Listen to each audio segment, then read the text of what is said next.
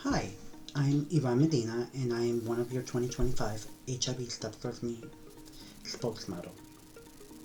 I am in my first year of doing this and I am very honored and grateful to be part of this campaign.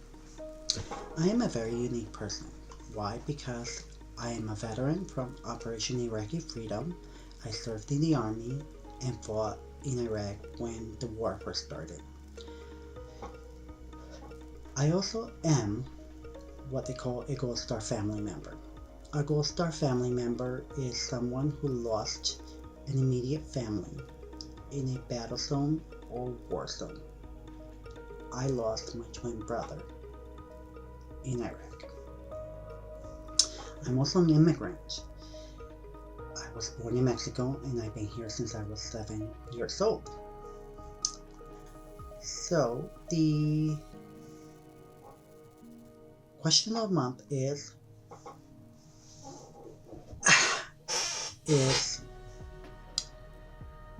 what is your New Year's resolution as it relates to your HIV advocacy and how do you plan to implement? Well, as a new spokesmodel, I want to reach out to everybody, but I do want to target the veteran community because I want them to hear my story and then get tested. Also, if they are in a high risk, to be on PrEP and use condoms. And in case they are HIV positive, I want them to take care of themselves by getting the treatment that you need, going to your appointment, and getting your medication and taking your medication accordingly. New York State has a wonderful program for drug users to be able to exchange needles and have clean needles. This helps with the stop of the spread of the virus. So, by me talking about my story and having my other spokesmodels talk about theirs, this is going to be a tremendous thing to help stop the epidemic. I also want to target the Hispanic population because there are a growing number of new cases in new cases of HIV diagnoses. Hispanics tend to be more conservative and tend to be more religious. I grew up in a very conservative area and still live in a very conservative area. So there are people like me out there and I want them to still get tested, be on PrEP, and be safe about things. And also, if they are positive, again, take your medication and be on your treatment.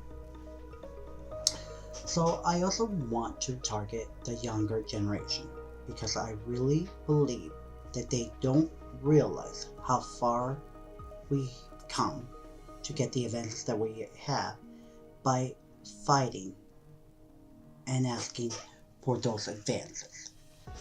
Back in the 1970s, the 1980s, and up to the mid 90s, once you were diagnosed with HIV, you were given only a few months to live. It wasn't into the mid 90s that we actually had medication that would stop the reproducing of the virus and allow for people to live much longer. So, by telling my story, I hope that people will understand how I want to help end the epidemic and be an advocate for it. My current job, I am a peer worker that goes and helps end the epidemic in many different ways.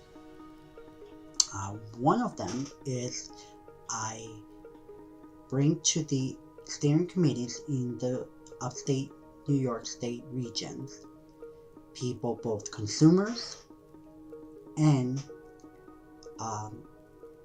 providers, nonprofit organizations, religious organizations, to help find a way how we can stop the spread of HIV and end this epidemic. So I target everyone from young people to older people, from Native Americans to African Americans, Hispanics, Asian Americans. We need our voices to be heard, because if we don't sit on those tables, then we are not being heard. Just as elderly people, we need the younger generation.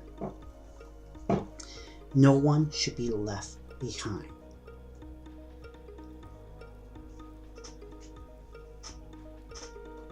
I want people to understand that if you take your medication, you can grow older and you can be undetectable for years. And we all know that undetectable means untransmittable, and the chances of you transmitting HIV are very low. We're at a time that a new administration has come into our government. We are very lucky to live in New York State, because New York State is one of the leading states to make sure we end this epidemic. So we need to be advocates, not just me, but all of us. I will be, because I will be going to Albany to make sure that we get funding for the programs that help us end the epidemic, and to make sure that we don't lose funding in programs that we have fought so hard to get. I will be meeting with the legislative people in Albany this month for it. If I'm asked, I will also be going. I will be more than happy to go to Washington to meet with the legislative people there and get the funding that we cannot afford to lose.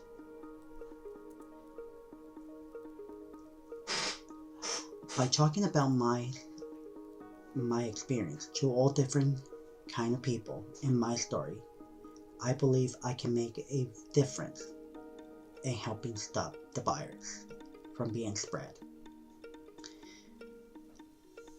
I also want to put a human touch to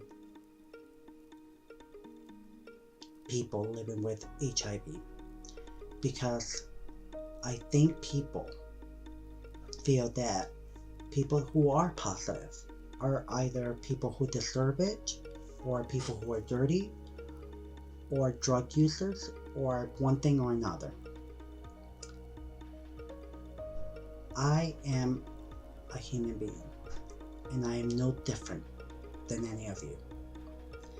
My colleague, my spokesmodels, and anyone who is positive are no different than you are. Whether we're gay, whether we're straight, whether we're bi, whether we're a person questioning our sexuality, whether we're male, whether we're female, or whether we're non-binary. We're all humans, and we are all people, and we are all deserve to have the same respect. I am no different than any of you, whether you're negative or whether you're positive. It's about educating the people and making sure that I'm not, or any of my colleagues are lesser than anyone on this earth. So I hope to educate people. I hope to be out there with my other spokesmodels around the state. I do plan to target certain demographics, but my story is everyone's story. Even though I am different, we're all unique. We all come with life experiences that one or another did not have. And we And when people tell us that, oh no, you're wrong for being that way, oh no, you're dirty because you have HIV, or because you are this way, or anything, I will not let that deter me from doing what I love doing and advocating. We are stronger, we are wisest for what we've been through in life, and together we can make everyone understand and help end this epidemic. I am very proud and hopeful that this year is going to be a great year, and that people see how they can relate to me as a human being and not just as a person living with HIV. Thank you, and I am excited to be part of this campaign again.